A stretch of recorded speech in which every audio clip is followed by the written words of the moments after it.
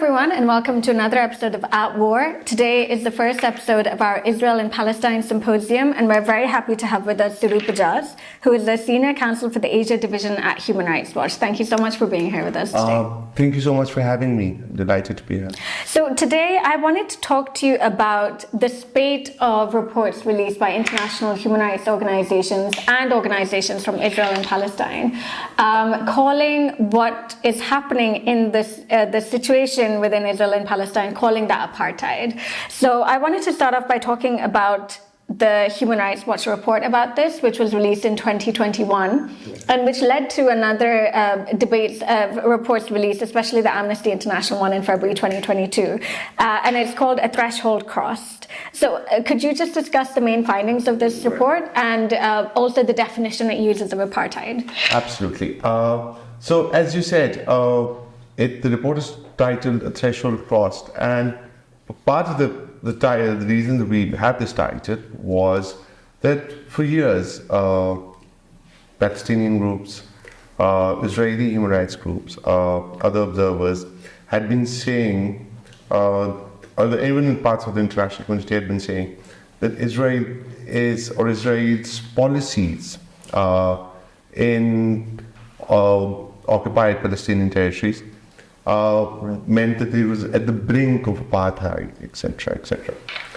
And Human Rights Watch, building upon, we've been working for 3 decades on Israel and Palestine, but building on years of work, we came to the conclusion in 2021 that threshold of being on the brink had been crossed. And it might have been crossed years ago. I mean, that's because part of it is that it had to be sort of very meticulous, very clinical, of how one approached it.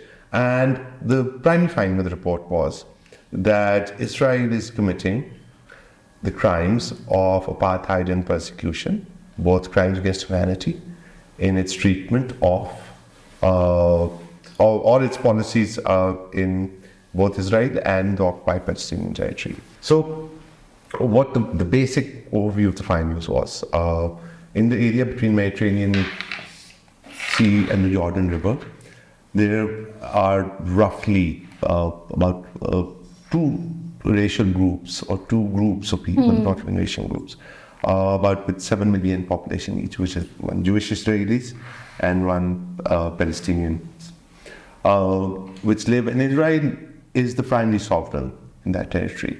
In most parts of that territory, an overwhelming majority of that territory, it exercises exclusive control. In some parts of it, it is still the principal governing authority. And that has been the case for the past 75 years, barring about 6 months in some parts.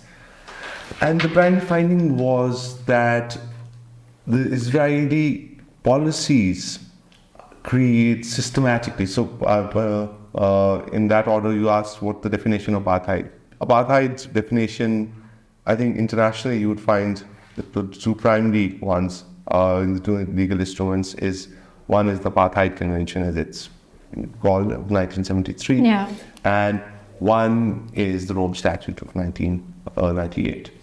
And looking at that, Human Rights Watch found that there are 3 elements of the crime of apartheid. One is an intent of a racial group to systematically dominate another racial group.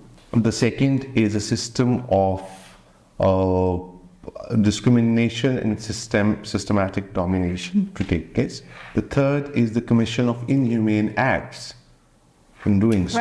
And we felt that the elements of the crime of both apartheid and persecution is a crime against humanity as well, which also talks about systematic discrimination, which seeks to deprive or severe deprivation is one of the words that they use, or of a racial, ethnic, religious, or another group of their fundamental rights. And we found that the elements of the crime come together in Israel's treatment of Palestinian under its control. And how we arrived at that, I think, and again, Human Rights Watch is by no means as you mentioned, there's the Amnesty report immediately following our report, but there have been Palestinian and even Jewish groups who'd been saying this for years, Yeah. who'd been documenting this for years. So part of this is it is groundbreaking in some ways, but part of this is just building upon work, great clinical work which have been done already. So to simplify it, one yardstick of looking at this is equality of citizenship, which simply does not exist. So, or we can say the intent to dominate.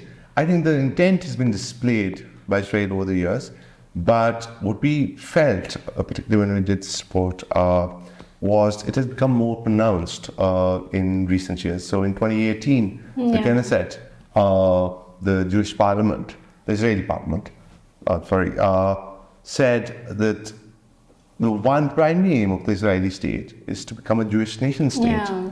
We have statements from 2005 from Sharon to multiple statements of Netanyahu, which say that Israel is going to be one ethnicity, one religious group state. Right. So there's enough of that. This was not something that had sort of, great subtlety to it. They've been saying that, and they've been saying that for years. The second is of how that domination is done. And again, both in the occupied territories, which again, there are about nearly 5 million Palestinians, 4.8, the new figures could change, living in two parts, West Bank and Gaza. Yeah. And there is, when you look at the Apartheid Convention or the crime of persecution, what you see is what constitutes, what actions constitute these crimes, which is forcible transfer of land for an occupying power to transfer its population to the occupied area. To what Israel has multiple times said, starting from really from the top, from Netanyahu, from Sharon, saying that there's a demographic threat. So to say that there's to have control over population registry. And I think part of that is just, and we tried to be very meticulous and clinical about looking at Israeli policies, so public statements, policies, which mean that there is now things that are relevant now and more people know about it, is barriers to freedom of movement, freedom of goods.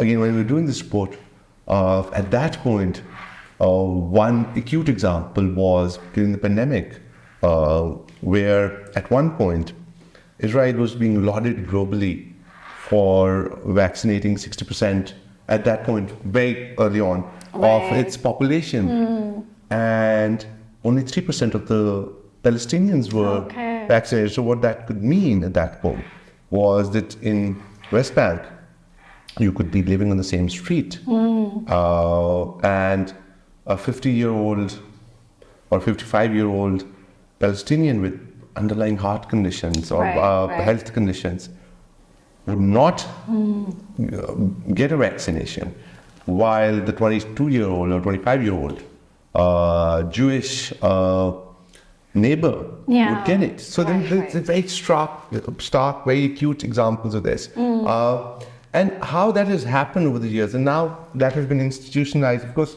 there is firstly the idea of Palestinians not to have a right to, or not have a clear right for many Palestinians to citizenship, to say that, to firstly restrict it for Palestinians who can prove that they were living in this territory, pre-1948, or from 48 to 52, means that essentially there are large numbers of Palestinian population which are treated as stateless people because who can't prove citizenship or as then the right to have rights.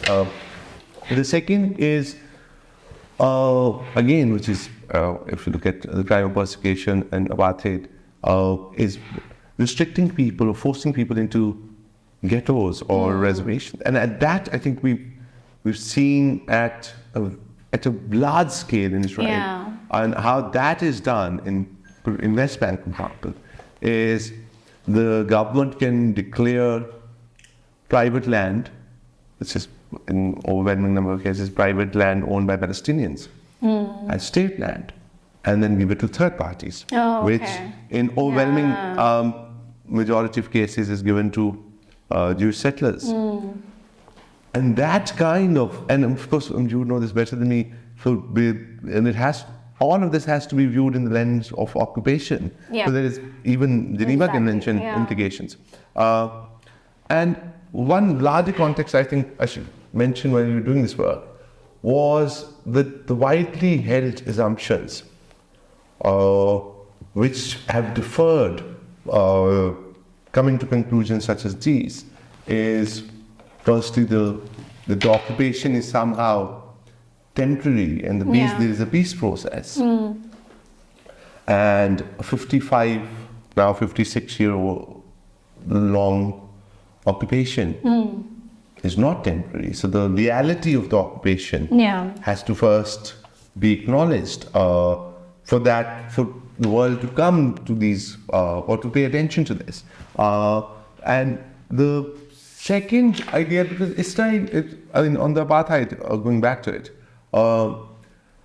apartheid, of course, is a term that everybody is familiar with in South African context. But then from 1973 onwards, I think the contours, the ambit, the jurisdiction of what would constitute apartheid and the navel of international law has moved significantly. And I think this is one very acute example of it. And part of it is not restricted to only genealogy, or it is because the South African example is a very acute example of not an acute example, but a very particular example of two groups. And one that remains so much in the international psyche. Yes, but the idea is the primary principle of apartheid is very simple.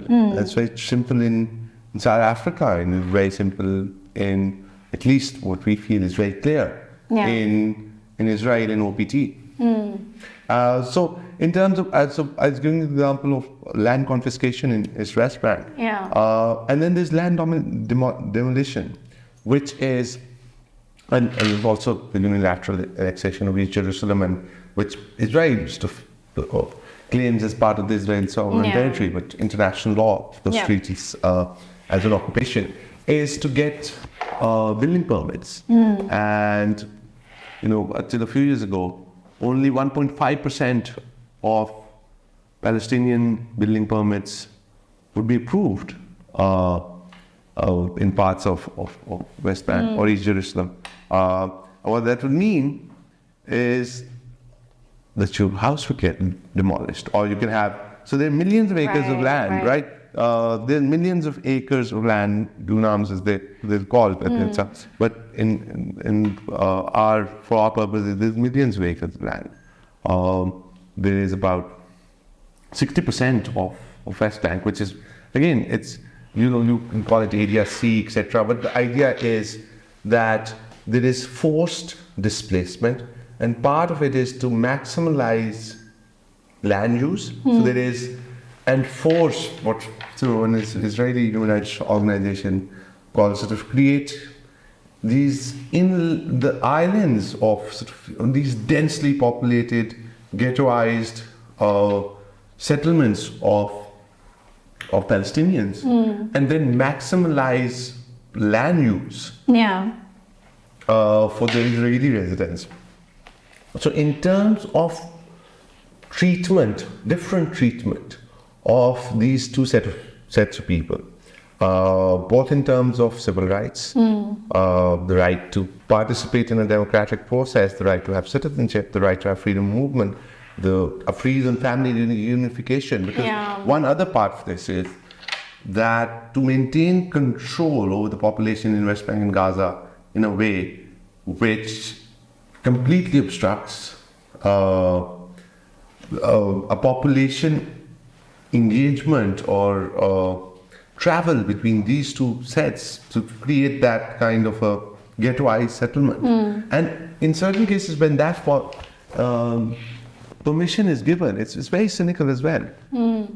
So it's easier, I mean, none of this is easy, but relative terms, it's easier to get permission travel from Gaza from West Bank to Gaza than the other way around. Because that's the land maximalization bit of it. Oh, right. Well, that's the annexation, that's the forcible displacement of population. So, and from Gaza to West Bank is what they call the rearest of the rear. It has to be rear, which means better. And also, coming to that's a lot of this land confiscation is West Bank. It's more prevalent in West Bank, partly because there's more land. And it's one we have to keep in mind is that a lot of these people are refugees or descendants of refugees who were possibly displaced in 1948 and then simply not allowed back. But for Gaza, it is a complete blockade. Even outside of what the world sees as hostilities now in the present crisis, it's a control of not only freedom of movement, who comes in, who goes out, on goods and services. I give you the example of an OPT example of vaccinations, but to realize that even before any of the outside of hostilities, 80% of the population of Gaza had to rely on humanitarian aid. And it doesn't. It's a separate thing. It doesn't help that the other neighbor with Egypt does not enough to alleviate this blockade. That's a separate thing. The second is what you have then is a condition of living conditions, which again, an occupying force has a responsibility. And I think it's the UN estimated, might be the WHO from a few years ago. 96% of water in Gaza is unfit for drinking. It's not potable. So, in that sense, what we were looking for, and we wanted to make that case, both looking at what Israel has said, and I think in recent years, the fears have been heightened from the Pakistani context. Even earlier this year, when the International Court of Justice solicited amicus briefs or country submissions, on the status of the occupation. So I also wanted to ask and kind of situate this report and the reports that have come out recently in terms of how apartheid has been discussed before. So in 2017, there was a UN report by the Commission, the Economic and Social Commission for Western Asia, which was published by, among one of the co-authors was Richard Falk. And it was then, and it called what was happening in Israel and Palestine apartheid. And it was then shelved by the UN Secretary General Guterres to his lasting shame at the behest of the US and Israel. So since then, we've had a number of UN special rapporteurs on the situation in Palestine, including Michael Link. And then, as you said, we have the Human Rights Watch and the Amnesty International, as well as a number of other great human rights organizations in Israel and Palestine calling it apartheid. So where do you think that shift happened? I think part of the reason for the shift, and I do still think that it's, while there's reason for cautious optimism, the shift is slow moving, but part of the reason why the shift happened was because it's just unmistakable now. It's undeniable.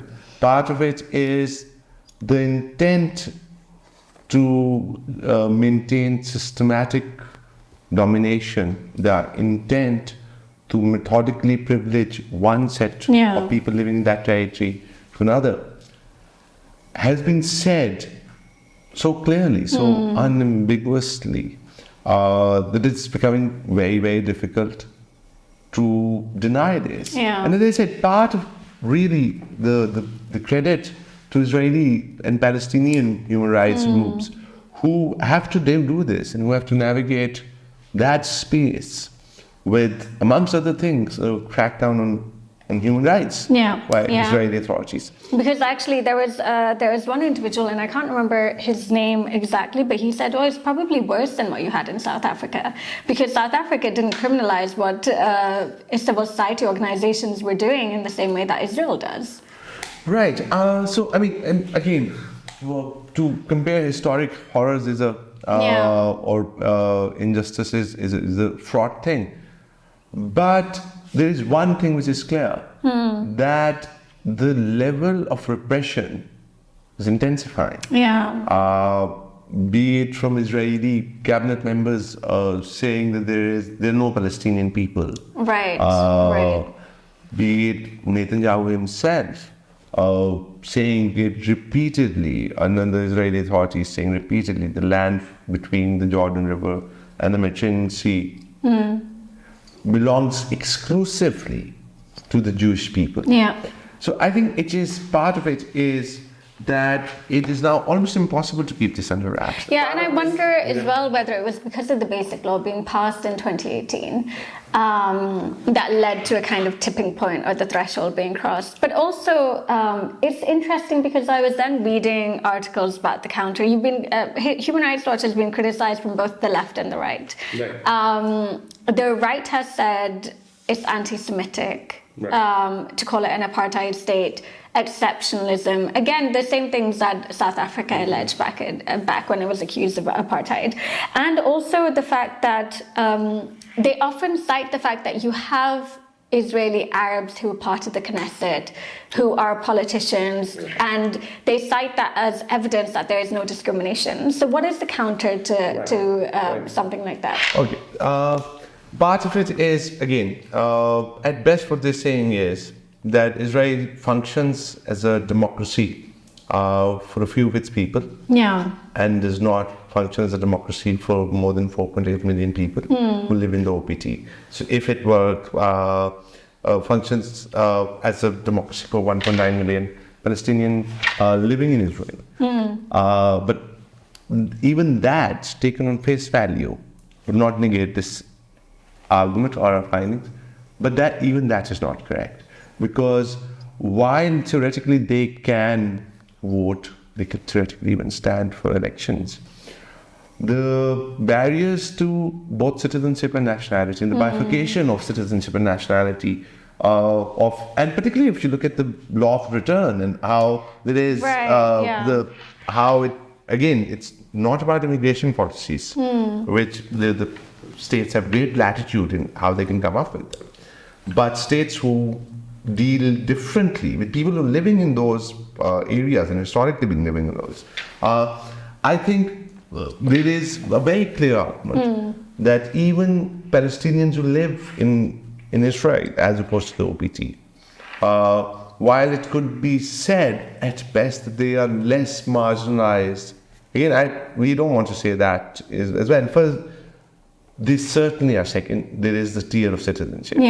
And that tier of citizenship now, I think, again, to repeat myself, that comes from Jewish authorities, Israeli authorities themselves, to say that this is a Jewish state, this is a Jewish nation state. The land between the Mediterranean River, Mediterranean Sea and the Jordan River belongs exclusively to the Israeli or Jewish people. Even the people who live in Israel, for them, there are freezes on family reunification. It's on the settlers, and even within sort of what's called mixed cities, Haifa, Negev, what you have is, for example, in Negev, the failure to recognize Bedouin communities. Thousands, tens of thousands of people living there for decades. And once you don't recognize them, what does it mean to not recognize a people as citizens? Is you mean sort of, to Hannah Arendt is sort of right to have rights. And so there is, I think, that criticism. And again, I don't want to go into saying that any of this is anti-Semitic, because it's not a good faith argument. Yeah, I agree, and it's something just to deflect any kind of criticism. Now, to move on to the criticism that Human Rights Watch has faced with this report from the left, that has largely been about where it's arguing the apartheid exists as a regime and apartheid exists as a crime. So really, Human Rights Watch has said that the regime exists in Israel, but the crime exists in the occupied Palestinian territories. And also, the constant complaint, mostly from people who aren't looking at October 7th as the starting point, where the clock started in terms of this crisis, is that where is the starting point then? And I think that this report kind of takes the starting point to be 1967 in a way when it refers to the occupied Palestinian territories. But why can't it be earlier than that, 1948? Yeah. Okay. On the first bit, there is a term that people want us to use, which is called an apartheid state. There is no definition of, to look at international law, you're an expert on that. Yeah. So it's very difficult to argue that the state is an apartheid state. The states commit the crime of Israel Sure, is. yeah. I think there are so many things that I'm like, okay, the legal definition of this is different. Genocide is often thrown around politically, but legally it's very different. and again, I think what the value, people might see a value in calling a state an apartheid state, but what we're saying, and we're saying very clearly, saying very unambiguously, that Israeli authorities are committing crimes against humanity, and crimes of apartheid and persecution. Because part of what Human Rights Watch does, is to apply the law to the facts. Yeah. And applying the law, in this case, all those laws, but two primary laws, the Apartheid Convention of 1973. Yeah, you come to the conclusion that the Israeli authorities are committing the crimes of apartheid and persecution. And again, part of it, the second question was the starting point of this. Again, it is the situation as it stands now is the situation where crimes against humanity are being committed. And of course, you have to look at 48. You have to look at, you talk about Nakba, you talk about people who, as I said, a large part of the populations in occupied Palestinian territories are refugees or descendants of refugees who were displaced, forcibly displaced, and have not been allowed to return. Yeah. It's exacerbated by the comparison becomes more acute, more aggravated if you look at the law of the return. Yeah. So all those, it's where you start at a point of history. Again, Human Rights Watch certainly does not say that you start at a point in history. You do think it is, why it is that 67 point is that often the world uses the point that the occupation is somehow a temporary thing, to not realize the reality. So that's when we talk about the 56-year occupation. It is for the international community to realize that the occupation is not temporary. Israel is an occupying power. And it should be bound by the principles both of international human rights law but of international humanitarian law. Again, is it look at the Fourth Geneva Convention that it has, because to treat the occupation as temporary has resulted in that. So that's when you talk about what has happened since 67, the occupation. And again, you talk about the unilateral annexation of East Jerusalem. It's not, and again, it's what Human Rights Watch has to do, and what I said in the beginning, is to try and be as clinical and as meticulous in reaching the conclusion that we have. And it took us years to reach these conclusions in the framework where we feel and confident, and now we do, that this can be defended on any legal standpoint, any legal touchstone. And I think that is where your earlier comment, I think, is very important, of looking at how the global consensus is shifting.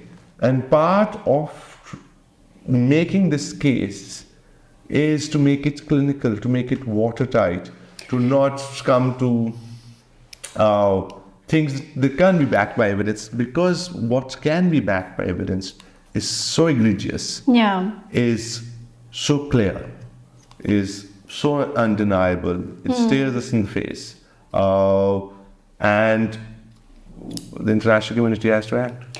Yeah, and I think moving on to the question of the international community, but just about the apartheid state, I am very much a stickler for language, especially when it comes to international law, especially when it comes to the laws of war, because so many of the terms used are very legal, but they're also used in mainstream conversations. What is a civilian is heavily legal. What is a civilian? What is not? But yet, civilian is used as an everyday word.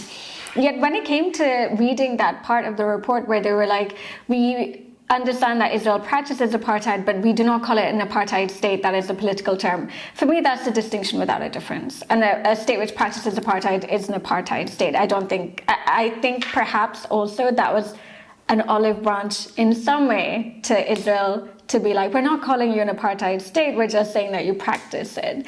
I don't think Israel has taken anything from you as much as an olive branch or Israel-Palestine that have been deported. But again, I think I agree, in the sense that I see your point about semantic rigor or semantic precision, whatever.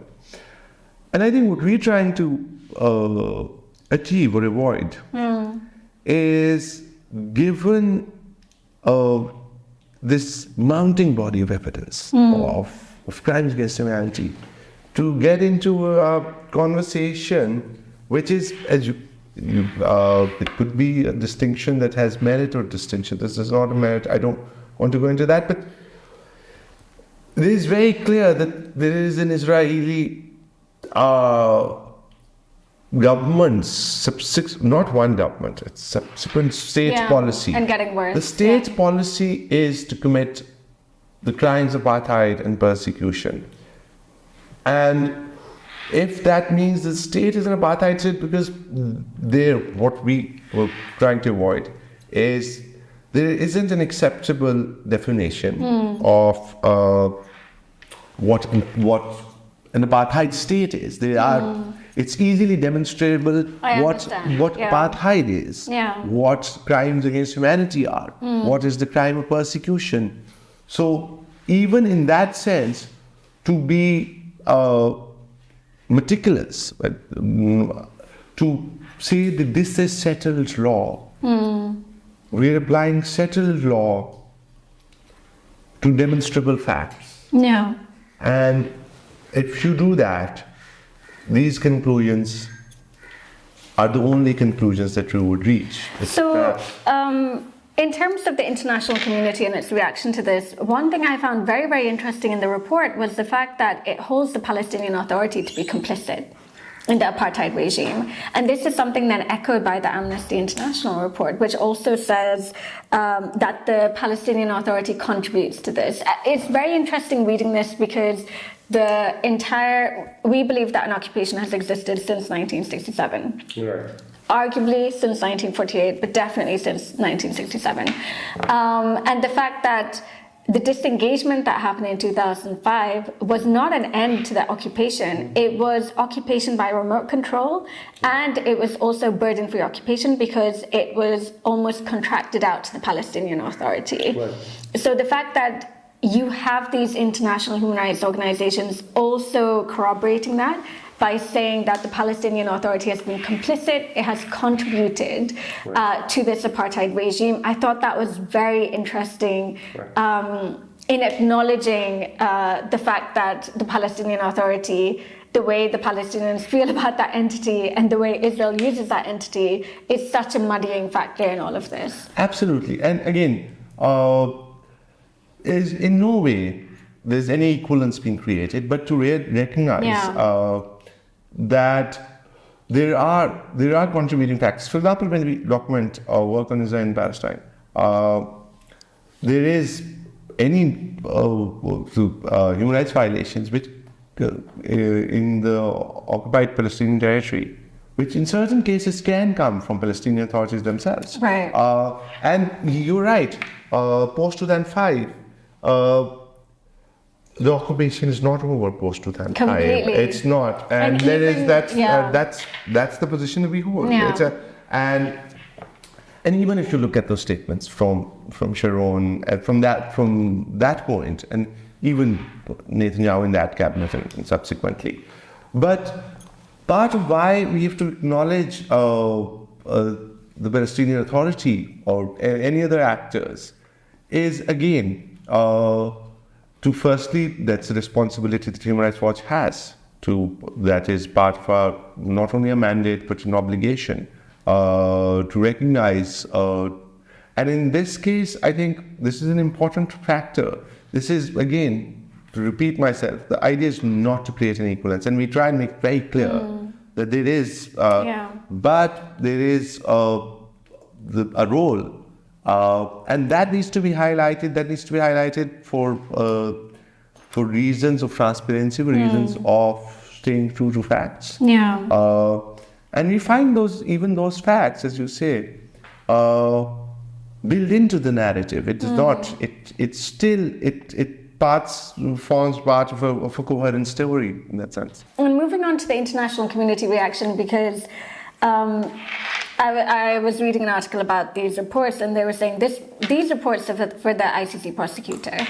And coming in light of the fact that we have an ongoing investigation, and one of the things I keep on saying about accountability in this situation is that it is one of the very, very rare ones where we have an ICC jurisdiction over it. We have an ongoing ICC investigation.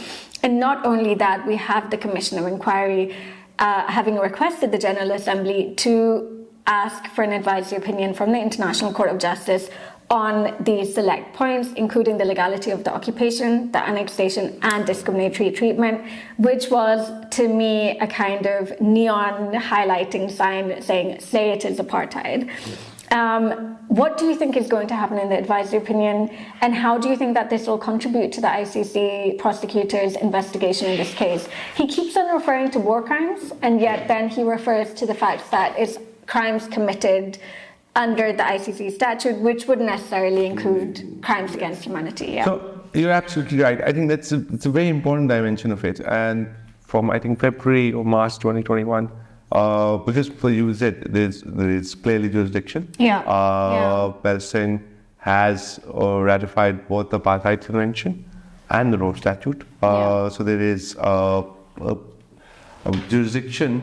And I think part of this is this mounting evidence, which we feel, and Human Rights Watch has been calling, and so have been other groups, both local Israeli-Palestinian groups and international groups, calling for the prosecutor to act. And there is a sense that maybe greater urgency, robustness, should be displayed on the matter. I mean, massively. Yes, I mean that is, and there is. I mean, if you look at. And again, in recent times, parallels have been drawn and statements have been made on how the response has been different to other Russia-Ukraine, So there is that. In terms of the ICJ, in December 2022, when the ICJ solicited submissions on the occupation, governments to file submissions. Pakistan did as well. Pakistan filed a submission before the ICJ as well. Yeah, and we did, I think part of it is what I think a lot of this, I mean, Pakistan has been the historic position on this, but to also take that position in the clinical legal sense. They're important, I mean, there's the political part of it, but what at essence is an international law organization, human rights law organization, to raise these points of apartheid, of crimes against humanity, persecution, and also the peace process. The occupation is not temporary. Israel is obligated while it is an occupying power. So because there is, as I said, we don't comment the occupation is temporary. It should be temporary. It is. I mean, but the occupation cannot be treated as temporary now. It is a 56-year-long occupation. It comes with a set of responsibilities. So again, we don't take a position on what political positions countries take on the issue. that's beyond our mandate and our area of expertise. But what we do want and wish is that this, and we hope that the ICJ advisory opinions, and there are now a long list of those. So there is, again, I'd say cautiously optimistically, but the needle on the global consensus is moving. Yeah. Even if it's moving or not moving as fast as we would want, but there is certainly a change. And part of it is advocacy by human rights groups, by Palestinian Israeli groups, and part of it is just the scale and magnitude of the policy of methodically privileging one group of people living in the same territory over another. And after a certain point, it becomes indefensible.